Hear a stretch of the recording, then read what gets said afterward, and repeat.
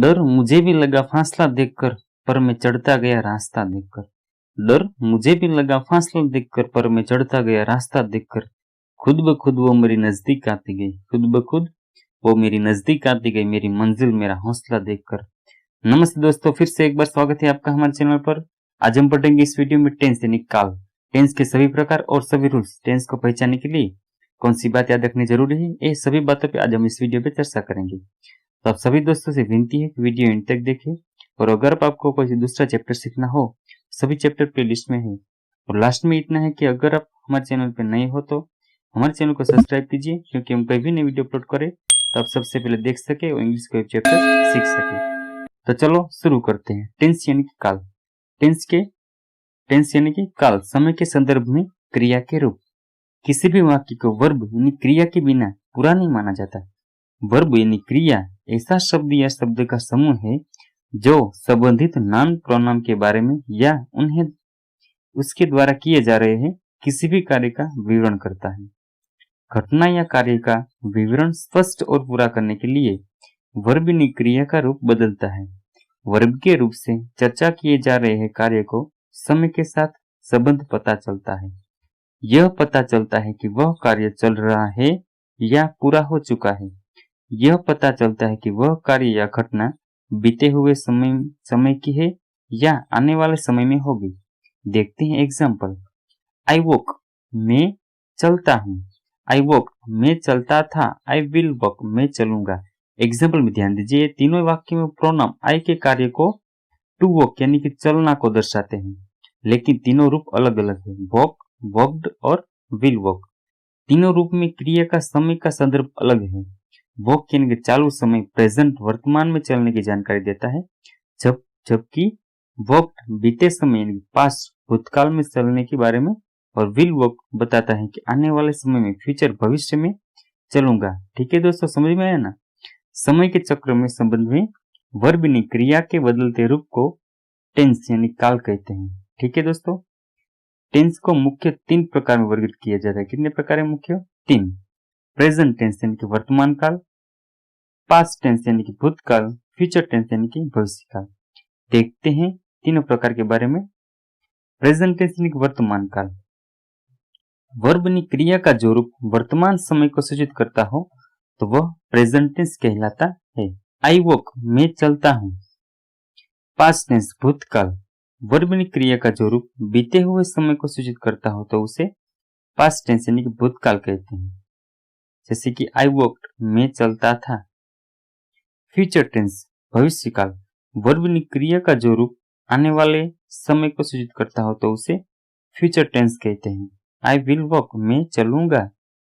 Tense का परिचय यह बताए बिना पूरा नहीं हो सकता कि इंग्लिश में टेंस यानी कि काल के प्रत्येक वर्ग के ऊपर 4 उप वर्गों को पहचाना गया है, जिन्हें उचित उपयोग से ही हम होने वाली घटना का बेहतर वर्णन कर सकते हैं। फॉर सब classes of each of the tenses, तीनों काल का प्रत्येक का 4 उपवर्ग है। Number 1 indefinite, number 2 continuous, number 3 perfect, number 4 perfect continuous. इसलिए इंग्लिश भाषा में टेंस के 12 रूप है। कितने रूप है? 12। देखते हैं सभी प्रकार के बारे में डिटेल में एक के बाद एक। नंबर 1 इंडिफिनिट प्रेजेंट टेंस, अनिश्चित वर्तमान काल। इंडिफिनिट प्रेजेंट टेंस का वर्ब का वह रूप है। इंडिफिनिट प्रेजेंट टेंस वर्ब का वह रूप है जिससे काम का होना प्रकट होता है, परंतु काम के पूर्ण होने या अपूर्ण रहने के विषय में कुछ जानकारी नहीं मिलती है।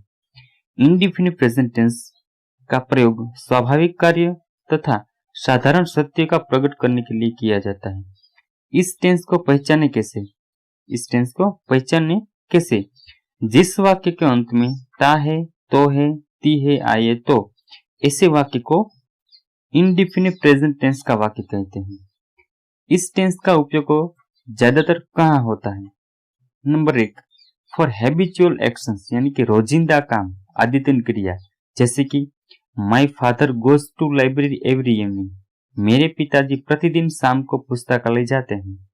आई read a story every day, मैं प्रतिदिन एक कहानी पढ़ता हूँ। Priya often arrives late, Priya प्रायः देरी से पहुंचती है। समझ में आई बात? तीनों एग्जाम्पल में रोजिंदी क्रिया यानी कि आदत के अनुसार क्रिया हुई है। इसका मतलब कि रोजिंदी क्रिया यानी कि तेजिंदी क्रिया में इनडिफिनिट प्रेजेंट टेंस का यूज होता है। नंबर 2, फॉर यूनिवर्सल ट्रूथ, सार्वभौमिक सत्य के लिए, जैसे कि the earth goes around the sun, पृथ्वी सूर्य के चारों ओर चक्कर लगाती है। The sun rises in the east, सूर्य पूर्व से निकलता है यानी कि उगता है। इस एग्जाम्पल में क्या है, सारा सत्य यानी कि ऐसा कोई वाक्य हो तो वो इंडिफिनिट प्रेजेंट टेंस का वाक्य होगा। Number 3, to express fact those are true at this time of speaking, उन तथ्यों को व्यक्त करने के लिए बोलने समय पर सत्य होते हैं, जैसे कि Suresh walk slowly but he will soon gain speed, Suresh धीरे चलता है पर जल्द ही वह गति पकड़ लेगा। Ram does not work hard but he will pass the examination, Ram कठोर परिश्रम नहीं करता लेकिन वह परीक्षा पास कर लेगा। दोनों एग्जाम्पल में क्या है, बोलते समय सत्य लगता है पर बाद में क्या होगा वह पता नहीं चलता।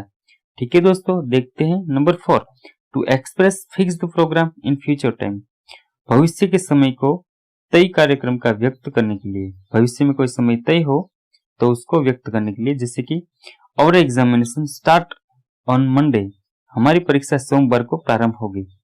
The first bus leaves for Delhi at 5 AM, Delhi के लिए पहली बस प्रातः 5 बजे छूटती है।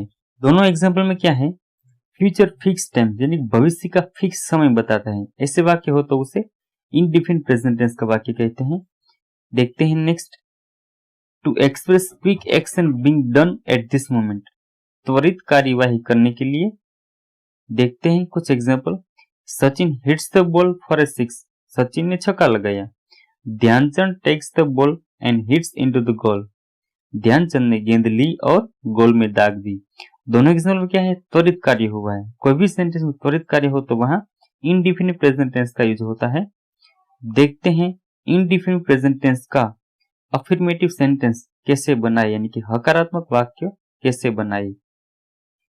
Subject plus verb first form plus S अथवा es plus object. Indefinite present tense के साधारण वाक्य वर्ब का फर्स्ट फॉर्म यानी क्रिया का प्रथम रूप का प्रयोग होता है। थर्ड पर्सन सिंगुलर अन्य पुरुष एक वचन में वर्ब के साथ एस या ईएस का प्रयोग होता है। देखते हैं कुछ example, he goes to school, वह स्कूल जाता है। ही गो टू स्कूल, वह स्कूल जाता है। सी गो टू स्कूल, वह स्कूल जाती है। आई गो टू स्कूल, मैं स्कूल जाता हूँ। वी गो टू स्कूल, हम स्कूल जाते हैं। यू गो टू स्कूल, तुम स्कूल जाते हो। दे गो टू स्कूल, वे स्कूल जाते हैं। एग्जाम्पल को समझिए, सब्जेक्ट क्या है, ही, सी, आई, यू, वी और दे। इसके बाद वर्ब का फर्स्ट फॉर्म यानी कि गो, और अगर सेंटेंस में थर्ड पर्सन सिंगुलर हो तो, अन्य पुरुष एक वचन का वाक्य हो तो ईएस, अगर इसके अलावा कोई भी वाक्य हो तो सिर्फ वर्ब का फर्स्ट फॉर्म, इसके बाद लास्ट में ऑब्जेक्ट। ऑब्जेक्ट यानी कि उद्देश्य, आपका उद्देश्य क्या है, स्कूल जाना, इसलिए लास्ट स्कूल। समझ में आया दोस्तों। देखते हैं नेक्स्ट, इंडिफिनिट प्रेजेंट टेंस का नेगेटिव सेंटेंस कैसे बनाएं, नकारात्मक वाक्य कैसे बनाएं। सब्जेक्ट प्लस डू अथवा does plus not plus verb first form plus object. Negative sentence में डू नॉट अथवा डज नॉट का प्रयोग किया जाता है। थर्ड पर्सन सिंगुलर का वाक्य हो तो डज नॉट, और इसके अलावा उसका कोई भी सेंटेंस हो तो डू नॉट का प्रयोग किया जाता है। देखते हैं example, he does not go to school, वह स्कूल नहीं जाता है। She does not go to school, वह स्कूल नहीं जाती है। I do not go to school, मैं स्कूल नहीं जाता हूँ। We do not go to school, हम स्कूल नहीं जाते हैं। You do not go to school, तुम स्कूल नहीं जाते हो। They do not go to school, वे स्कूल नहीं जाते हैं। एग्जाम्पल को समझिए, अफर्मेटिव सेंटेंस और नेगेटिव सेंटेंस में क्या फर्क है। नेगेटिव सेंटेंस में सिर्फ सब्जेक्ट के बाद डू अथवा डज और नॉट को ऐड कर दिया है, बाकी का सभी शब्द जैसे थे वैसे है। ठीक है दोस्तों, देखते हैं नेक्स्ट, इनडिफिनिट प्रेजेंट टेंस का इंट्रोगेटिव सेंटेंस कैसे बनाए, यानी कि प्रश्नवाचक वाक्य कैसे बनाए। डू अथवा does plus subject plus verb plus object plus question mark. देखते हैं एग्जाम्पल, उसके बाद समझते हैं। Does he go to school, क्या वह स्कूल जाता है। Does she go to school, क्या वह स्कूल जाती है। Do I go to school, क्या मैं स्कूल जाता हूँ। Do we go to school, क्या हम स्कूल जाते हैं। Do you go to school, क्या तुम स्कूल जाते हो। Do they go to school, क्या वे स्कूल जाते हैं।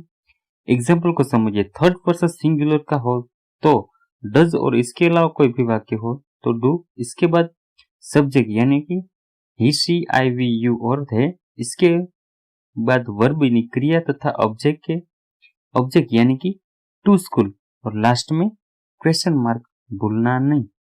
ठीक है दोस्तों, समझ में आया ना। देखते हैं नेक्स्ट, इंट्रोगेटिव नेगेटिव सेंटेंस यानी कि प्रश्नवाचक नकारात्मक वाक्य कैसे बनाएं।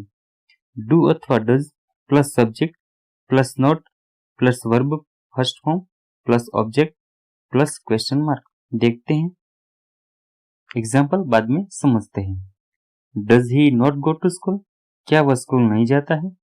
Does she not go to school, क्या वह स्कूल नहीं जाती है। Do I not go to school, क्या मैं स्कूल नहीं जाता हूँ।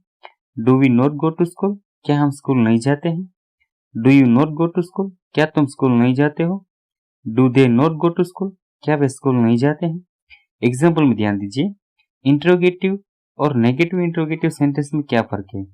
नेगेटिव इंट्रोगेटिव सेंटेंस में सिर्फ डू अथवा डज के बाद सिर्फ नोट को ऐड कर दिया है, बाकी का सभी शब्द इंट्रोगेटिव जैसा ही है। समझ में आया दोस्तों। वर्ब के साथ यानी कि क्रिया के साथ एस या ईएस का प्रयोग कब किया जाता है। देखते हैं कुछ नियम। पहली शर्त, वाक्य थर्ड पर्सन सिंगुलर होना चाहिए, यानी कि अन्य पुरुष एक वचन का होना चाहिए।